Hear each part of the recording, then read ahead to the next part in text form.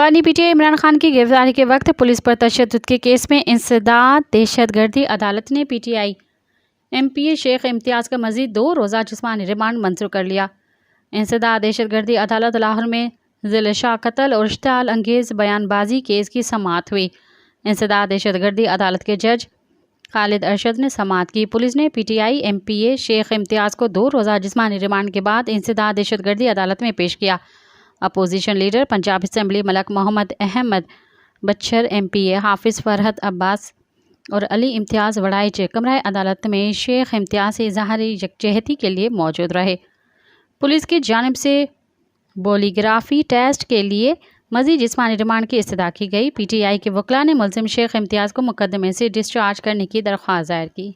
मज़ीद ख़बरन ऐं तफ़सीलात लाइ विज़िट कयो असांजी वेबसाइट www.awamiNewsHD.com ऐं ॾिसंदा रहो अवामी न्यूज़ HD।